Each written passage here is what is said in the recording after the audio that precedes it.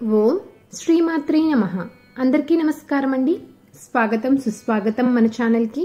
ఈరోజు వీడియోలో 2024 సంవత్సరం నుండి 2025 సంవత్సరం వరకు శ్రీ క్రోధినామ సంవత్సరంలో 12 రాశుల వారికి ఆదాయం, వ్యయం, రాజ్యపూజ్యం, అవమానం ఎలా ఉన్నాయి క్లుప్తంగా ఒకదాని తర్వాత ఒకటి ఈ వీడియోలో తెలియచేస్తానండి.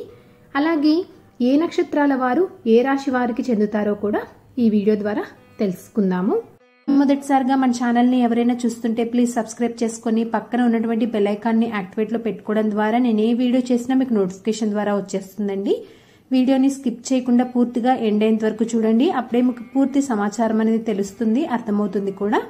నా వీడియోస్ కనుక నచ్చినట్లయితే ప్లీజ్ లైక్ చేసి ఫ్రెండ్స్ అండ్ ఫ్యామిలీ మెంబర్కి షేర్ చేసి మీ సపోర్ట్ ఇస్తారని ఆశిస్తున్నాను. ఇంకా ఆలస్యం చేయకుండా వీడియోలోకి వెళ్ళి తెలుసుకుందామా వాటి గురించి. ముందుగా అసలు ఆదాయం అంటే ఏమిటి, వ్యయం అంటే ఏమిటి తెలుసుకుందామండి. ఆదాయం అంటే మనం చేసేటువంటి పని మీద ఆధారపడి ఉంటుంది. అది వచ్చేసి ఉద్యోగమైనా కానీ వ్యాపారమైనా కానీ ఇలా ఇది మనము ఏ పని చేస్తామో ఆ పని మీద మన ఆదాయం అనేది ఆధారపడి ఉంటుంది. వ్యయం అంటే ఖర్చు. ఈ ఖర్చు వచ్చేసి మనం సంపాదించినటువంటి దానిలోంచి ఖర్చు పెట్టడం అన్నమాట. ఈ ఖర్చు మనకి రెండు రకాలుగా ఉంటుందండి. ఒకటి వచ్చేసి అవసరమైన ఖర్చు అయితే, ఇంకొకటి అనవసరమైనటువంటి ఖర్చు. అంటే మంచి పనులకి, ధార్మికంగా ఉపయోగపడేటువంటి పనులకి చేసేటువంటి ఖర్చు అయితే మనకి అవసరమైన ఖర్చుగా పరిగణలోనికి తీసుకోవాలి. ఇంకొకటి వచ్చేసి వృధా ఖర్చు. అంటే వ్యసనాల కోసం కానీ చెడు పనుల కోసం ఉపయోగించేటువంటి వాటిని అనవసరమైనటువంటి ఖర్చుగా మనము పరిగణలోనికి తీసుకోవాలి. రాజ్యపూజ్యము అంటే మనల్ని గౌరవించే వారి సంఖ్య ఎలా ఉందో, అలాగే అవమానించే వారి సంఖ్య కూడా ఎలా ఉందో ఈ 12 రాశులకి అనే విషయం గురించి కూడా తెలుసుకుందాము. ముందుగా మేషరాశి. అశ్విని నక్షత్రం 1, 2, 3, 4 పాదములు, భరణి నక్షత్రం 1, 2, 3, 4 పాదములు, కృతికా నక్షత్రము 1వ పాదంలో జన్మించిన వారు మేషరాశికి చెందుతారు. శ్రీ క్రోధినామ సంవత్సరంలో మేషరాశి వారికి గతం కంటే ఆదాయం ఎక్కువగా ఉండబోతుంది. ఇప్పుడు ఆదాయం, వ్యయం, రాజ్యపూజ్యం, అవమానం ఎంతో తెలుసుకున్నాము. ఆదాయం 8 గాను, వ్యయం 14 గాను, రాజ్యపూజ్యం 4, అవమానము 3గా కనిపిస్తుంది ఈ మేషరాశి వారికి. ఇప్పుడు రెండవ రాశి వృషభ రాశి. కృత్తికా నక్షత్రము 2, 3, 4 పాదాలు, రోహిణి నక్షత్రము 1, 2, 3, 4 పాదాలు, మృగశిర నక్షత్రము 1, 2 పాదాలలో జన్మించిన వారు వృషభ రాశికి చెందుతారు. ఆదాయము 2, వ్యయము 8, రాజ్యపూజ్యము 7, అవమానము 3. ఆదాయం కన్నా ఖర్చు ఎక్కువగా కనిపిస్తుంది ఈ రాశి వారికి. గౌరవించే వారి సంఖ్య ఎక్కువగా కనిపిస్తుంది అవమానించే వారి సంఖ్య కన్నా కూడా. మూడవది మిథున రాశి. మృగశిర 3, 4 పాదములు, ఆరుద్ర 1, 2, 3, 4 పాదములు, పునర్వసు 1, 2, 3 పాదాలలో జన్మించిన వారు మిథున రాశికి చెందుతారు. ఆదాయము 5, వ్యయం 5, రాజ్యపూజ్యం 3, అవమానం 6. ఆదాయము వ్యయము సమానంగా ఉంది ఈ రాశి వారికి. గౌరవించే వారి సంఖ్య కంటే అవమానించే వారి సంఖ్య ఎక్కువగా ఉంది ఈ రాశి వారికి. నాలుగవది కర్కాటక రాశి. పునర్వసు 4వ పాదము, పుష్యమి 1, 2, 3, 4 పాదాలు, ఆశ్లేష 1, 2, 3, 4 పాదాలలో జన్మించిన వారు కర్కాటక రాశికి చెందుతారు. ఆదాయము చూసుకుంటే కనుక 14, వ్యయము 2, రాజ్యపూజ్యము 6, అవమానము 6. ఈ సంవత్సరము కర్కాటక రాశి వారికి ఈ క్రోధినామ సంవత్సరంలో ఆదాయం ఎక్కువగా ఉంది ఖర్చు కన్నా కూడా. గౌరవము, అవమానము సమానంగా ఉంది. ఐదవది సింహరాశి.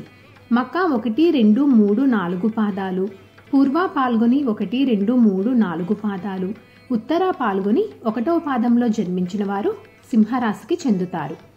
ఆదాయం 2 గాను, వ్యయం 14 గాను, రాజ్యపూజ్యం 2 గాను, అవమానము 2 గాను ఉంది. ఆదాయం కన్నా సింహరాశి వారికి క్రోధినామ సంవత్సరంలో వ్యయం ఎక్కువగా ఉంటుంది. గౌరవము, అవమానము సమానంగా ఉన్నాయి. ఆరవది కన్యారాశి. ఉత్తర పాల్గొని 2, 3, 4 పాదాలు, హస్త 1, 2, 3, 4 పాదాలు, చిత్త 1, 2 పాదాలలో జన్మించిన వారు కన్యారాశికి చెందుతారు. ఆదాయం 5 గాను, వ్యయం 5 గాను, రాజ్యపూజ్యం 5 గాను అవమానం 2 గాను ఉంది ఈ కన్యా రాశి వారికి. ఈ శ్రీ క్రోధినామ సంవత్సరంలో కన్యా రాశి వారికి ఆదాయం వ్యయం సమానంగా ఉంది. గౌరవించే వారి సంఖ్య ఎక్కువగా ఉంది, అవమానించే వారి సంఖ్య కన్నా కూడా. 7వది తులారాశి. చిత్తా 3, 4 పాదాలు, స్వాతి 1, 2, 3, 4 పాదాలు, విశాఖ 1, 2, 3 పాదాలలో జన్మించిన వారు తులారాశికి చెందుతారు. ఆదాయం 2 గాను వ్యయం 8 గాను రాజ్యపూజ్యం 1 గాను అవమానం 5 గాను కనిపిస్తుంది. శ్రీ క్రోధినామ సంవత్సరంలో తులారాశి వారికి ఆదాయం కన్నా వ్యయం ఎక్కువగా ఉంది. అలాగే గౌరవించే వారి సంఖ్య కన్నా అవమానించే వారి సంఖ్య ఎక్కువగా ఉంది. 8వది వృశ్చిక రాశి.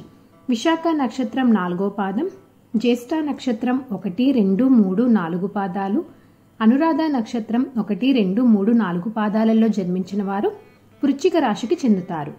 ఆదాయం 8 గాను వ్యయం 14 గాను రాజ్యపూజ్యం 4 గాను అవమానం 5 గాను కనిపిస్తుంది ఈ వృశ్చిక రాశి వారికి.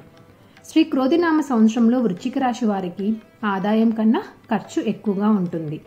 అలాగే గౌరవించే వారి సంఖ్య కన్నా అవమానించే వారి సంఖ్య ఎక్కువగా ఉంది. 9వది ధనుసు రాశి. మూల 1, 2, 3, 4 పాదాలు, పూర్వాషాఢ 1, 2, 3, 4 పాదాలు, ఉత్తరాషాఢ 1వ పాదంలో జన్మించిన వారు ధనుసు రాశికి చెందుతారు. ఆదాయం 11 గాను వ్యయం 5 గాను రాజ్యపూజ్యం 7 గాను అవమానం 5 గాను ఉంది. ఆదాయం ఎక్కువగా ఉంది ఖర్చు కన్నా. అలాగే గౌరవించే వారి సంఖ్య ఎక్కువగా ఉంది అవమానించే వారి సంఖ్య కన్నా కూడా. 10వది మకర రాశి.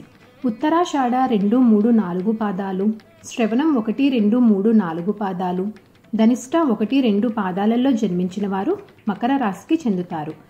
ఆదాయం 14 గాను వ్యయం 14 గాను రాజ్యపూజ్యం 3 అవమానం 1 గాను ఉంది. ఆదాయం వ్యయం 2 సమానంగా ఉన్నాయి ఈ మకర రాశి వారికి. గౌరవించే వారి సంఖ్య ఎక్కువగా ఉంది అవమానించే వారి సంఖ్య కన్నా. 11వది కుంభరాశి. ధనిష్ట 3, 4 పాదాలు, శతభిషం 1, 2, 3, 4 పాదాలు, పూర్వభాద్ర 1, 2, 3 పాదాలలో జన్మించిన వారు కుంభరాశికి చెందుతారు. ఆదాయం 14. శ్రీ క్రోధినామ సంవత్సరంలో కుంభరాశి వారికి ఆదాయము వ్యయము సమానంగా ఉన్నాయి. అలాగే గౌరవించే వారి సంఖ్య ఎక్కువగా ఉంది అవమానించే వారి సంఖ్య కన్నా కూడా. చివరిది మీనరాశి. పూర్వభద్ర 4వ పాదము, ఉత్తరాభద్ర 1, 2, 3, 4 పాదములు, రేవతి 1, 2, 3, 4 పాదములో జన్మించిన వారు మీనరాశికి చెందుతారు. ఈ రాశి వారికి ఆదాయం 11 గాను వ్యయం 5 గాను రాజ్యపూజ్యం 2 గాను అవమానం 4 గాను ఉంది. ఈ శ్రీ క్రోధినామ సంవత్సరంలో మీనరాశి వారికి ఆదాయం ఎక్కువగా ఉంది ఖర్చు కన్నా కూడా. అలాగే గౌరవించే వారి సంఖ్య కన్నా అవమానించే వారి సంఖ్య ఎక్కువగా ఉంది. శ్రీ క్రోధినామ సంవత్సరంలో 12 రాశుల్లో ముఖ్యంగా మకర రాశి, కుంభరాశి, మీనరాశి ఈ 3 రాశుల వారికి ఆదాయము ఎక్కువగా ఉంది, బాగా సంపాదిస్తారు. కాకపోతే ఆరోగ్యం పట్ల జాగ్రత్త అనేది వహించాలి. అంటే ఆరోగ్య విషయంలో నెగ్లెక్ట్ అనేది చేయకుండా వీరు ఆరోగ్యం పట్ల జాగ్రత్తగా చూసుకోవాలి. సో చూసినారు కదండి, 2024 సంవత్సరం నుండి 2025 సంవత్సరం వరకు శ్రీ క్రోధినామ సంవత్సరంలో 12 రాశుల వారికి అంటే 12 రాశుల వారికి ఆదాయ వ్యయాలు, రాజ్యపూజ్యం, అవమానం ఎలా ఉన్నాయో తెలుసుకున్నాం కదా. ఈ వీడియో మీకు నచ్చిందని అనుకుంటున్నాను. అలాగే మీకు ఉపయోగపడుతుందని అనుకుంటున్నాను. ఎంతో కొంతమందికి ఈ వీడియో అనేది ఉపయోగపడవచ్చండి. సో అందుకని మీరు మీ ఫ్రెండ్స్ అండ్ ఫ్యామిలీ మెంబర్లో షేర్ చేసి మీ సపోర్ట్ అందిస్తారని ఆశిస్తున్నాను. ఇంకొక మంచి కంటెంట్ తోటి, ఇంకొక యూస్ఫుల్ వీడియోతోటి మిమ్మల్ని మళ్ళీ కలుస్తాను. అంతవరకు సెలవు మరి. సర్వేజన సుఖినో భవంతు. స్వస్తి.